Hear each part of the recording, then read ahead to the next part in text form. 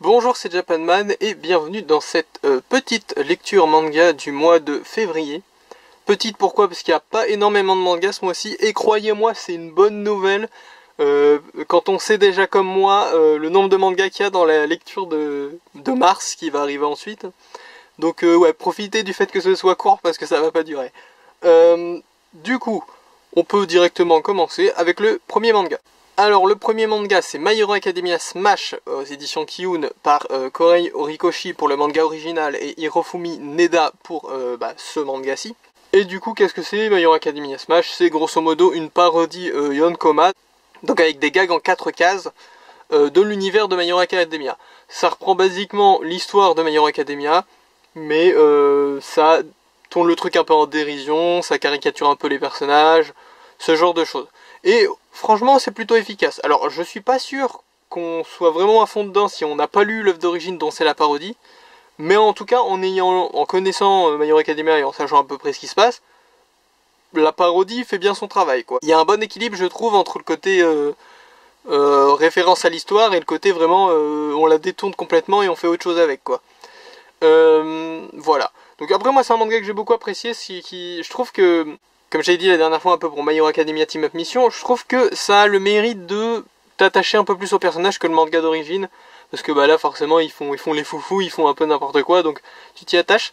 Cela dit, un truc assez intéressant avec ce manga, c'est que vraiment, à force de s'enfoncer dans son univers parodique qui a détourné ceci, cela, on se trouve avec des personnages qui ont des traits de caractère un peu différents de ceux du manga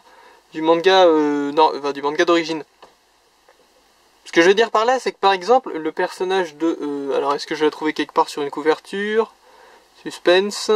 Suspense.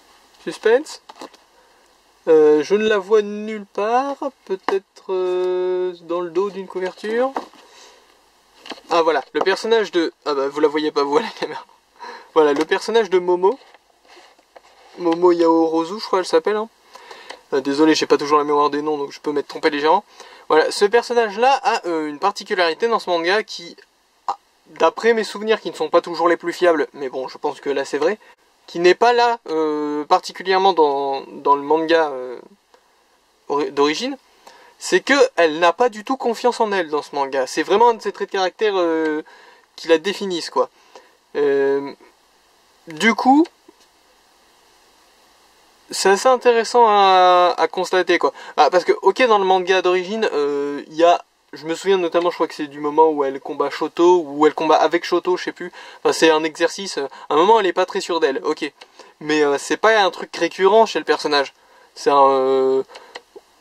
on met ça sur le devant de la scène un petit moment, ensuite on le met sous le tapis, c'est réglé.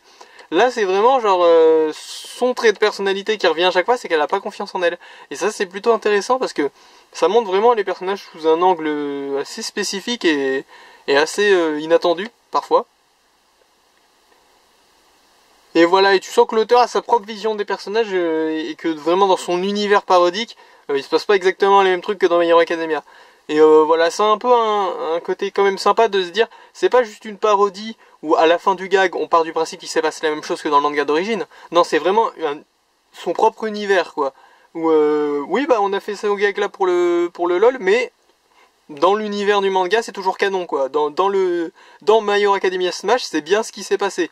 On revient pas au statu quo du manga une fois que le gag est fini quoi. Donc un peu rigolo quoi.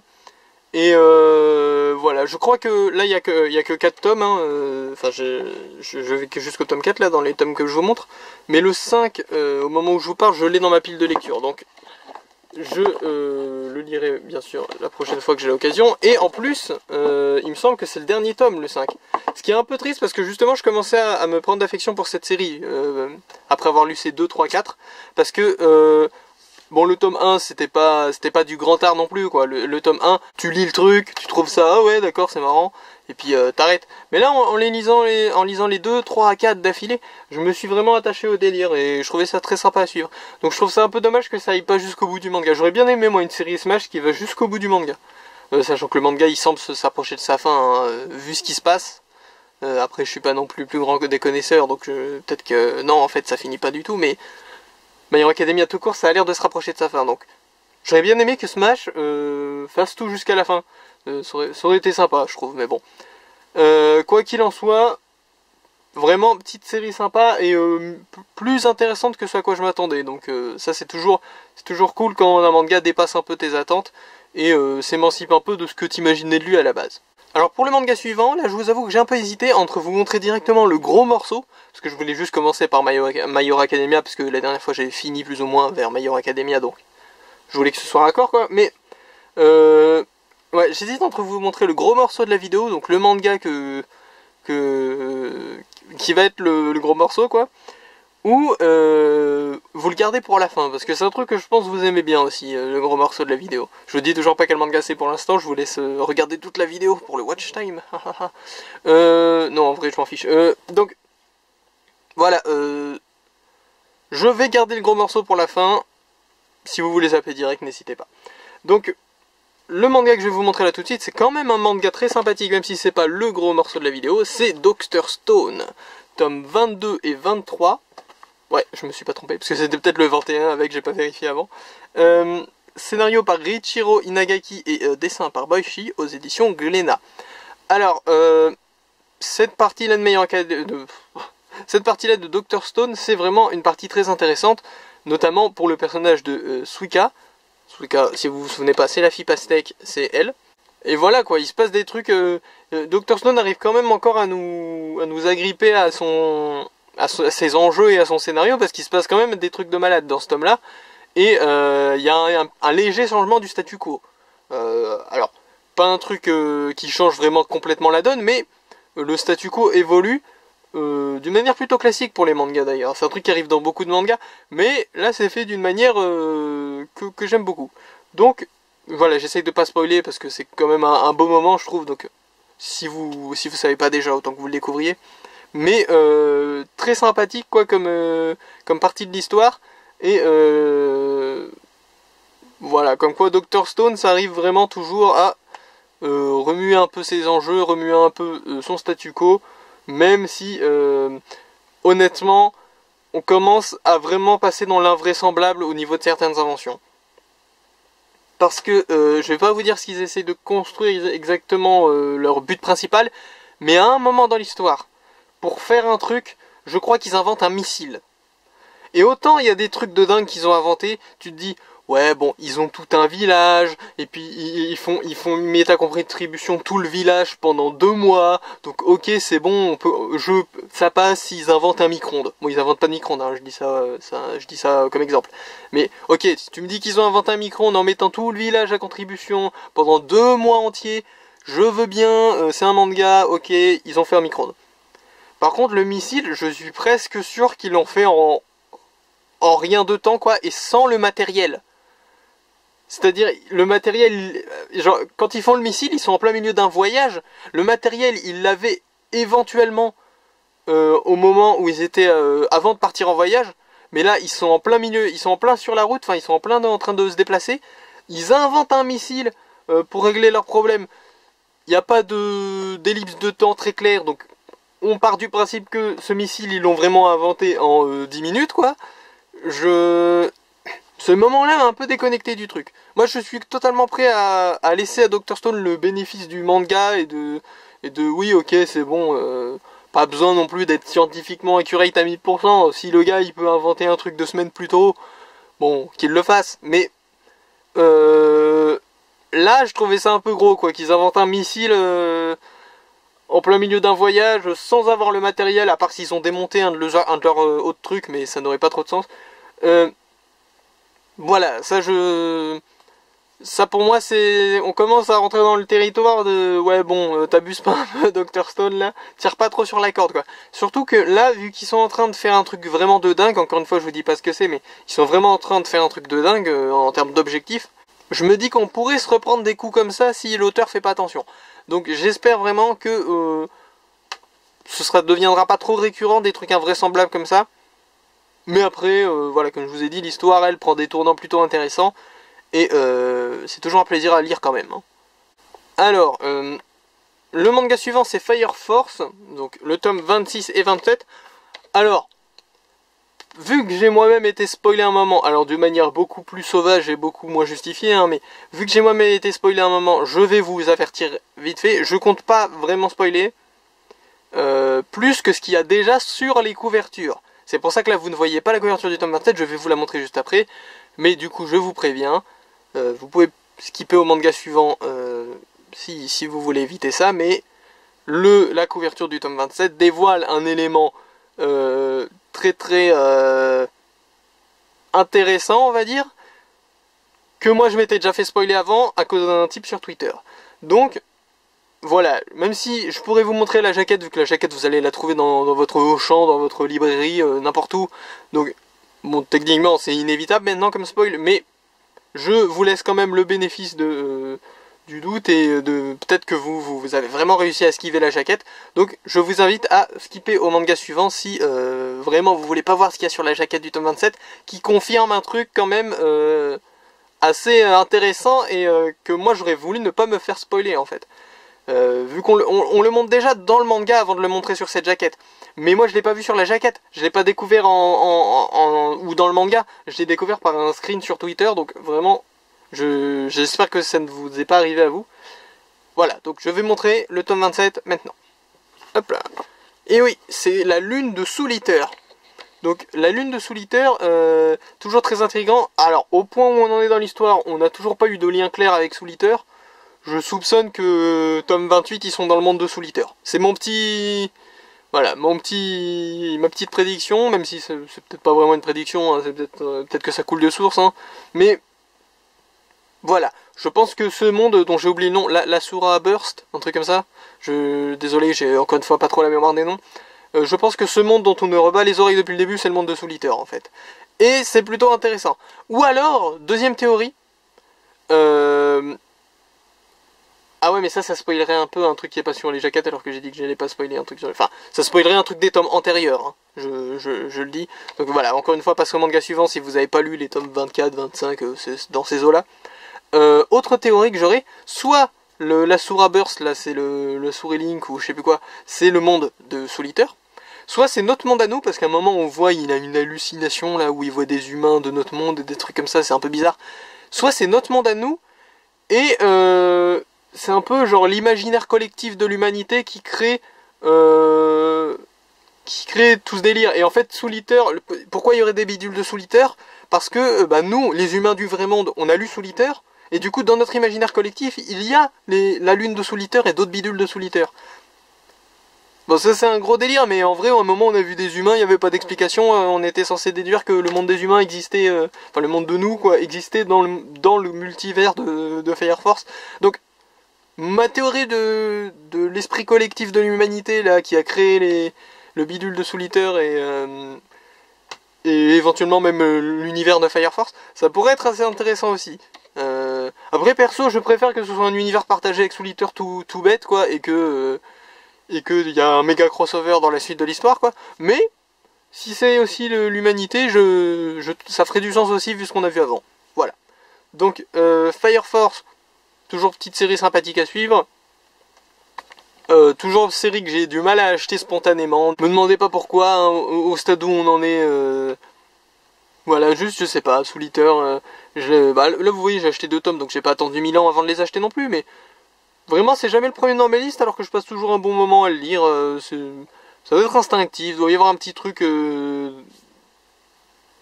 dans l'aura du manga qui me fait dire ah, c'est pas une urgence. C'est sympa, mais c'est pas une urgence. Je peux le lire à mon rythme. Donc bon, je vais le lire à mon rythme. Hein, en tout cas, c'est très sympa à suivre. Et l'histoire approche de son climax, je pense. Je sais qu'il est déjà fini, le manga, au Japon. Hein. J'ai même comment ça s'appelle, le magazine de prépublication où il y a le dernier chapitre. Bien sûr, je ne l'ai pas regardé en avance. Hein. J'ai soigneusement évité de regarder quoi que ce soit dans ce magazine de prépublication. Mais voilà, donc Fire Force, pardon, qui approche de sa fin. Des liens avec Soul Eater visiblement, ce qui m'intéresse beaucoup parce que Soul Eater c'est vraiment le manga qui m'a fait acheter Fire Force. Hein. Moi j'ai vu nouveau manga de l'auteur de Soul Eater, j'ai fait génial, j'achète direct. Donc voilà quoi, c'était vraiment le truc qui m'a attiré, le fait que ce soit par l'auteur de Soul Eater. Donc s'il y a du Soul Eater dedans, je suis vraiment très content. Donc voilà, Fire Force, je pense qu'il reste que des gens qui ont déjà lu ou qui savent déjà à ce stade-là, vu que j'ai dit 3 fois que j'allais spoiler, et puis voilà. Mais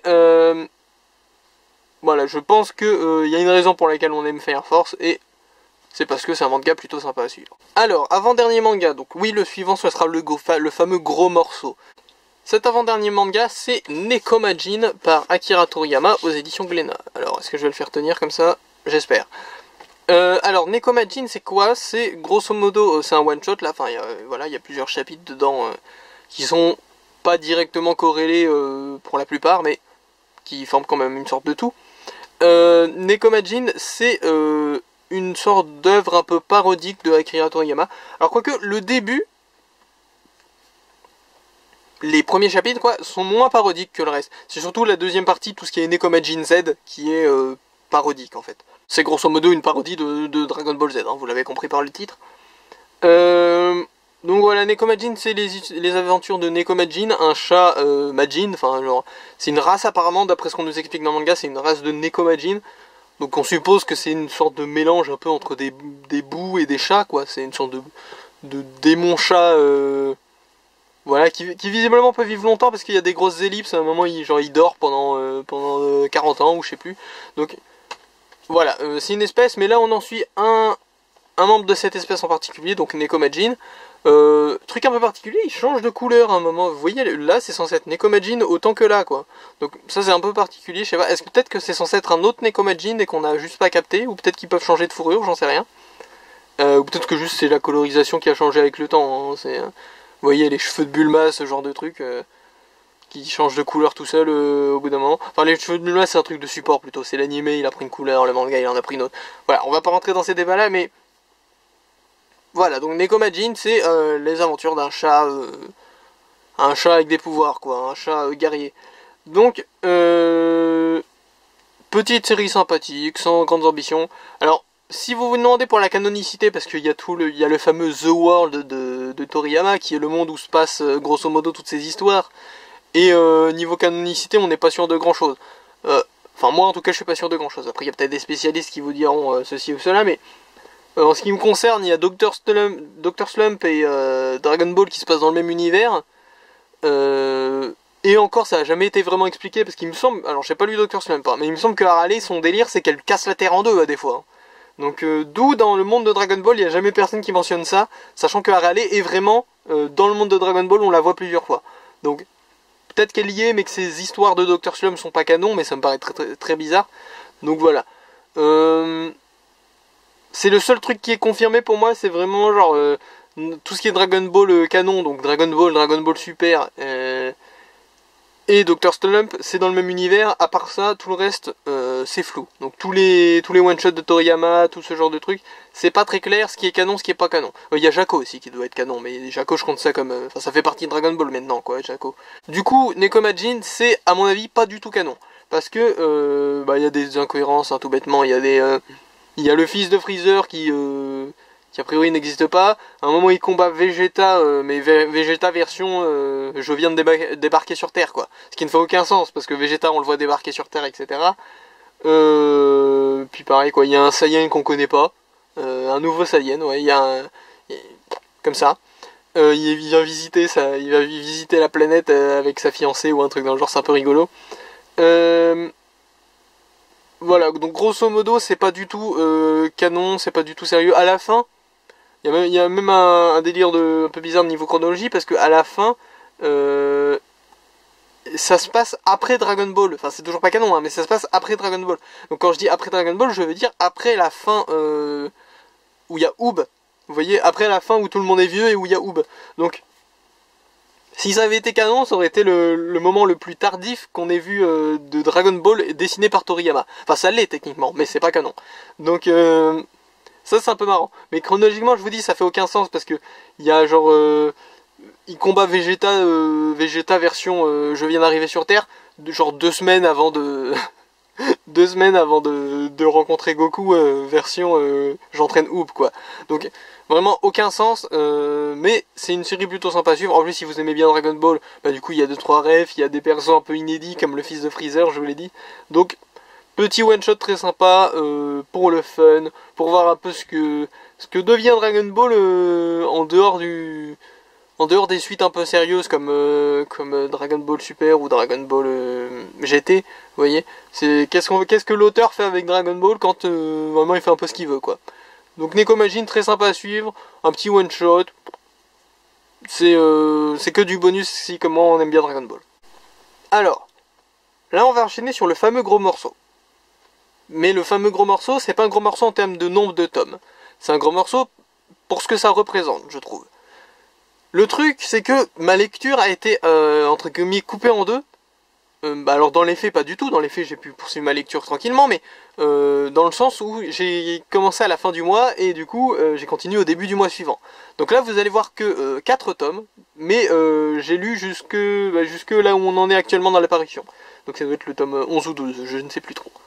Donc, voilà, donc c'est vraiment un truc important pour mon expérience de lecture personnelle parce que c'est représentatif d'un truc que j'aime bien.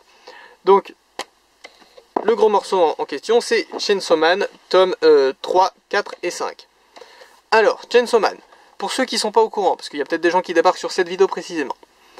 Ah oui, j'ai oublié de dire, excusez-moi, aux éditions Kazé, donc maintenant Crunchyroll, mais j'ai réussi à avoir les tomes Kazé, par Tatsuki Fujimoto. Donc je disais, Chainsaw Man, pour ceux qui n'ont pas suivi mon rapport avec cette série. Chainsaw Man, à la base, pour moi, ça faisait partie d'une sorte de trilogie, voilà, un peu un trio de mangas, qui représente un peu cette nouvelle génération de mangas qui ne me parle pas vraiment, quoi, avec laquelle je n'ai pas trop de liens, et qui m'intéressait pas plus que ça, pour être honnête. Voilà, un peu ce sentiment de ça hype tout le monde, mais pas moi, du coup, un peu bof, quoi. Tout en étant conscient que c'est juste un sentiment. Vous voyez, je me doutais très bien que si je lisais les mangas en question, ils seraient sans doute au moins sympathiques. Mais voilà, donc voilà, ça faisait partie de ce trio, Chainsaw Man. Donc avant que j'en lise quoi que ce soit, hein, vraiment, ça faisait partie avec Demon Slayer et Jujutsu Kaisen, de ces mangas un peu nouvelle génération, mais qui moi me parlent pas trop, et puis ça a l'air un peu la même chose que d'habitude qu'on a depuis 10 ans, quoi. Vous voyez, les trucs d'organisation, de gens qui chassent les démons, les shonen, tout ça. C'est un peu...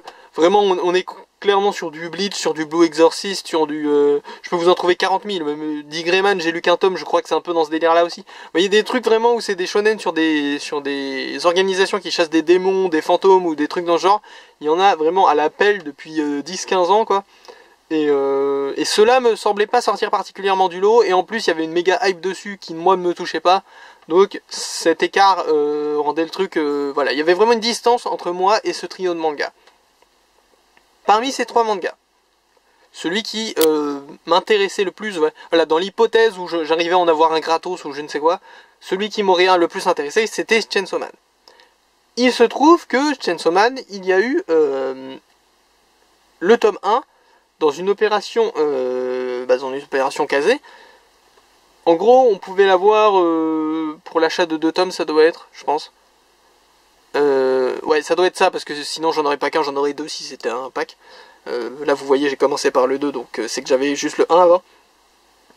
Donc voilà, pour l'achat, d'ailleurs, je l'ai même là, hop, regardez, je peux l'attraper. Voilà, tome offert, c'était pour l'achat de 2 tomes Kazé, je pense.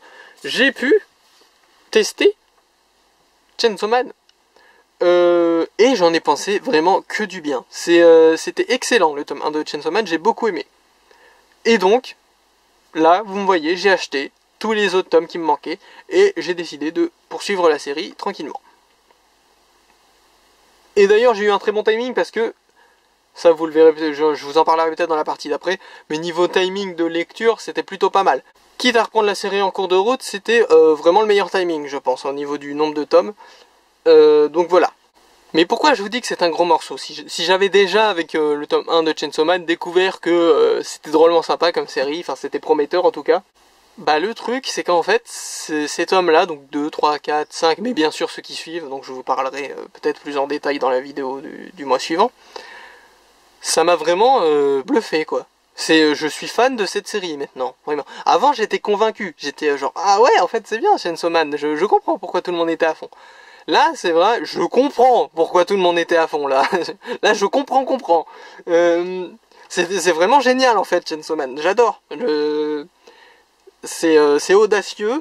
Il y a vraiment ce mix de naïveté du protagoniste, mais de cruauté du monde, mais qui colle bien, en fait. Ça se mélange parfaitement. Ce qui a une petite prouesse quand même, naïveté et cruauté, ça a l'air de trucs complètement décorrélés, mais en fait, voilà, le protagoniste, il est naïf, mais il a les pieds sur terre. Il sait pas tout, mais il sait survivre, quoi. Et du coup, il sait que il a beau être gentil, tout ça, il met ses intérêts avant ceux des autres. Et mais tout en étant suffisamment naïf pour être un protagoniste qui essaie quand même de faire des trucs. Enfin, voilà, très sympathique comme série. Alors attendez, parce que du coup, je vous ai dit, moi j'ai tout lu à la suite, hein. Mais là, jusqu'où ça va à peu près, que je sache ce que je peux dire qui soit pertinent ou pas. Ouais, ok. Et là, c'est quoi? C'est... Ah ouais, ok, je vois qui c'est. Ouais, ok. Bon, alors j'ai une vague idée, parce que moi j'ai ma mémoire, c'est pas le truc le plus fiable tout le temps, hein, mais j'ai une vague idée de où j'en étais dans l'histoire au tome 5. Attendez, je vais vérifier. Ouais, ok, c'est à peu près... J'ai vérifié, c'est à peu près où je pensais. Donc à ce stade-là de l'histoire, il n'y a même pas encore eu les trucs les plus dingues, honnêtement. Donc, pour l'instant, Chainsaw Man, c'est vraiment... Pour moi, c'est non seulement un sans faute... je veux dire, j'ai rien à reprocher. Ah si, j'ai un petit truc à reprocher, ce serait plutôt vers la fin, donc ce serait plutôt dans la vidéo suivante. Mais c'est pas... C'est du genre de pinaillage que je fais d'habitude, quoi. C'est pas un truc qui gâche le manga. Ce manga est vraiment très intéressant, très cool à suivre. D'ailleurs, pour être honnête, là on voit un peu les couvertures un peu colorées comme ça. C'est un peu d'ailleurs ce genre de couverture, ce qui m'avait fait dire que parmi les trois du trio des mangas avec lesquels je suis un peu en distance, quoi, c'était celui qui m'intéressait le plus, notamment parce que un jour j'étais passé dans un rayon, j'ai eu ce genre de couverture là, un peu colorée, un peu audacieuse, un peu... Voilà, qui donne envie de lire le manga. Ce qui manque un peu pour moi, pour les autres séries, pour tout ce qui est Demon Slayer et Jujutsu Kaisen, ces mangas-là, quand je vois leur couverture, je me dis pas « Ah, j'ai envie de le lire ». Je reste sur mon impression comme quoi c'est des séries très classiques. En tout cas, c'est l'image que j'en ai. Je dis pas que c'est le cas à la lecture, mais vous voyez quoi. Alors que Chainsaw Man, ces couvertures ont réussi à suffisamment modifier l'image que j'en ai pour que j'ai drôlement envie de... Pour que j'ai suffisamment envie de tester pour me dire « Ah, si j'en teste un des trois, c'est celui-là ». Donc, ça c'est vraiment du bon, ça c'est vraiment cool. Chainsaw Man vraiment a complètement explosé mes attentes parce que non seulement le tome 1 avait réussi à me faire dire ah ok je comprends pourquoi c'est bien, mais la suite de l'histoire a réussi à surenchérir là-dessus. Donc déjà à la base quand j'avais une opinion plutôt distanciée avec ce manga, que j'étais pas vraiment prêt à m'engager dedans plus que ça, j'étais curieux mais pas à fond quoi. Déjà le premier tome a réussi à me mettre dans des bonnes dispositions, mais même dans ces bonnes dispositions, la suite de l'histoire m'a impressionné quoi, m'a engagé, j'étais content d'avoir tous les tomes, je vous dis, pendant la lecture, hein. Oh cool, la suite. Donc excellent. Et voilà, alors en fait je répète beaucoup que juste c'est bien et je rentre pas trop dans les détails, notamment parce que comme je vous ai dit, le mois prochain on en reparle. Et il y a certains trucs qui seraient plus pertinents à dire le mois prochain, vu qu'il y a la fin de l'histoire, quoi. Enfin, pas la fin, mais vous avez compris, ceux qui ont lu. Donc voilà, on va pas tergiverser 1000 ans. Tout ça pour vous dire que parmi ce trio, j'ai donc testé une des histoires, là, jusqu'au bout de ce qui est paru en France pour l'instant. Même s'il y a le prochain qui sort dans pas longtemps, je crois. Et que ça s'est avéré très positif. Est-ce que ce sera le cas pour les autres séries du trio ? Je ne sais pas, peut-être que oui, peut-être que non. Quoi qu'il en soit, je tisse un peu, je vous dis pas laquelle, mais je crois que c'est au manga... Ouais, le mois prochain, la lecture du mois de mars, il y a un des autres mangas du trio. Donc soit Demon Slayer, soit Jujutsu Kaisen. Je vais laisser deviner lesquels c'est, mais et je vous dis pas ce que j'en pense non plus. Mais c'est pas fini cette histoire de tester le trio là. Bon voilà, du coup... Je pense qu'on va s'arrêter là sur Chainsaw Man, vu qu'on en reparle le mois prochain.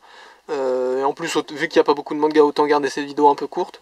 Donc, Voilà, quoi qu'il en soit, Chainsaw Man, si comme moi vous étiez un peu sceptique sur ce trio de mangas, ou sur un de ces mangas du trio, Chainsaw Man en tout cas, ça envoie quoi. Chainsaw Man c'est très sympa à suivre. Et non, c'était un piège, on n'en a pas fini avec Chainsaw Man parce que c'est le manga coup de cœur du mois. Et ouais, vous aviez oublié ça, hein, qu'il y avait un manga coup de cœur du mois. Ouais, non, ouais, bon, comme d'habitude, hein, c'est le manga coup de cœur du mois, donc le manga parmi tous ceux de ce mois-ci qui m'a le plus plu, même si des fois c'est un peu flou, hein, des fois je sais pas vraiment celui qui m'a le plus plu, y a trop de concurrence, du coup je prends sur un autre critère parce qu'il faut bien les partager. En tout cas, là, c'est vraiment celui-ci. Tous les mangas pour le coup de ce mois-ci m'ont marqué un niveau ou un autre, pour être franc. Mais celui-là c'est clairement démarqué. Alors ça triche peut-être un peu parce que comme je vous dis, vu que j'ai tout lu à la suite moi, ça prend en compte un peu ce qu'il y a après, c'est vrai. Je peux pas complètement détacher mon ressenti des tomes 2 à 5 au tome suivant quoi. Mais c'est pour moi vraiment mérité. Chainsaw Man a gagné mon cœur complètement. C'est une série dont je suis fan maintenant en fait. Je suis vraiment passé de ouais bon c'est pas trop mon délire, c'est un truc les nouvelles générations elle aime bien, mais moi je pense que ça a l'air un peu trop classique, un peu trop oh tiens cette couverture là elle est pas mal en fait, peut-être que c'est mieux que ce que je pensais. Et vraiment c'est devenu je suis fan quoi. Chainsaw Man, fan. Vous pouvez dire à tous vos amis qui s'en fichent que Japanman est fan de Chainsaw Man. Voilà. Donc le manga coup de cœur du mois c'est lui indéniablement. Alors voilà, du coup, c'est la fin de cette vidéo lecture du mois. Je vous ai dit qu'elle allait être plutôt courte par rapport aux autres. Alors, encore que j'ai pas vérifié, hein.